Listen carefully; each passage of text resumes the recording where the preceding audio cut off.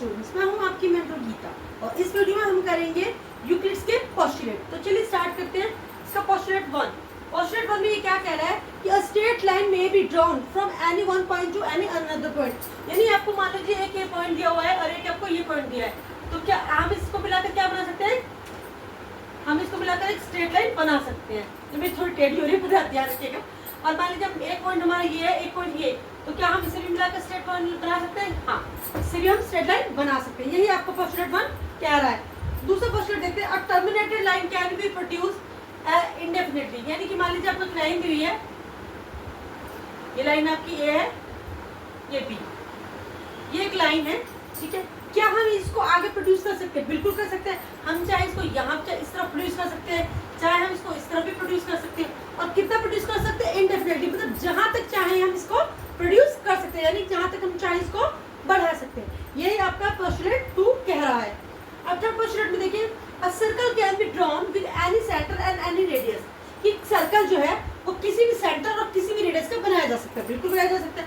मान लीजिए ये आपका एक सेंटर है, ये आपकी रेडियस है, तो क्या आप इससे एक सर्कल नहीं बना सकते? बिल्कुल बना सकते हैं। मान लीजिए मैंने एक ये दिया, ये आपका सेंटर, ये आपकी रेडियस, नहीं बना सकते हैं? बिल्कुल बना सकते हैं। तो क्या है, ये सेंटर बड़ा भी हो सकता है और छोटा भी हो सकता है। तो एक सेंटर यानी कि एक सर्कल जो है किसी भी सेंटर और किसी भी रेडियस से बनाया जा सकता है। यही इसका पोस्टुलेट 3 कह रहा है। पोस्टुलेट 4 में कह रहा है all right angles are equal to one another. हम जानते हैं कि राइट एंगल्स क्या होते हैं? जितने भी 90 डिग्री के एंगल्स होते हैं वो राइट एंगल्स होते हैं। तो राइट एंगल्स क्या होंगे? एक राइट एंगल 90 डिग्री का, तो जो दूसरा एंगल होगा वो भी कितने डिग्री का होगा? 90 डिग्री का। तो ऑब्वियस है कि अगर एक राइट एंगल जो है वो दूसरे राइट एंगल्स की क्या होगा? इक्वल होगा, क्योंकि सारे ही राइट एंगल्स कितने बराबर के होते हैं? 90 डिग्री के। तो ये पोस्टुलेट भी आपका क्या है? और आप सोचेंगे कि यार इसमें नई बात क्या है? इसमें नई बात बेटा ये कि जब यूक्लिड्स ने ये स्टेटमेंट दी उस टाइम राइट एंगल्स का जो था वो इतना इजी नहीं था। उनके लिए ये राइट एंगल्स ये जब सब कुछ क्या थे नहीं थे, लेकिन आज हम लोगों के लिए क्या है, बहुत सिमिलर बात हो गई है। तो इसलिए all right angles are equal to one another is the statement called by Euclid's. Okay, फिर इसके पांचवें पोस्टुलेट में वो क्या कह रहा है? If a straight line following on two straight lines makes the interior and the angles on the same side of its taken together less than two right angles, then the two straight lines if produced indefinitely meet on the side on which the sum of angle is less than the two right angles। तो मान लीजिए आपकी दो लाइनें इसको दी हैं, एक ये लाइन होगी आपकी, एक आपकी ये लाइन होगी। मैं इसको नाम दे देती हूँ M, इसको हम नाम दे देते हैं N, ठीक है। अब हमने एक लाइन ले ली ये, इसको मैं नाम दे देती हूँ L। अब देखिए इंटीरियर एंगल क्या होते हैं?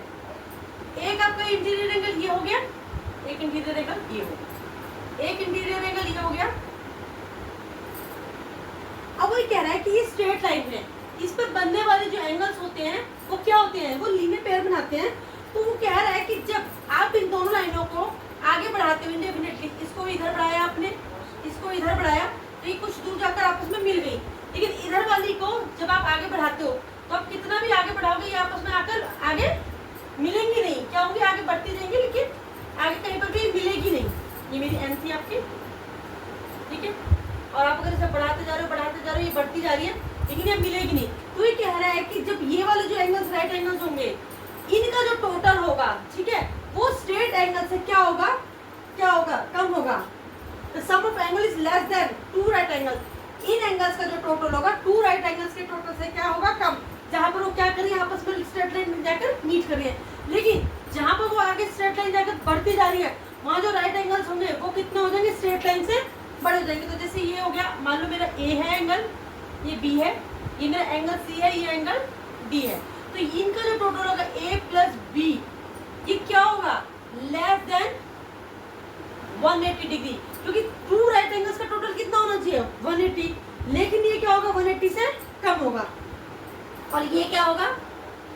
C प्लस डी, ठीक है।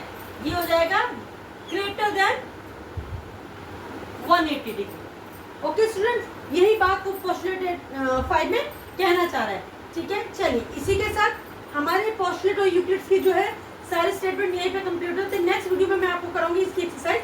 तब तक के लिए अगर आपको मेरी वीडियो अच्छी लगती है तो इसे लाइक करें, शेयर करें, सब्सक्राइब करना तो बिल्कुल ना भूलें। Bye bye.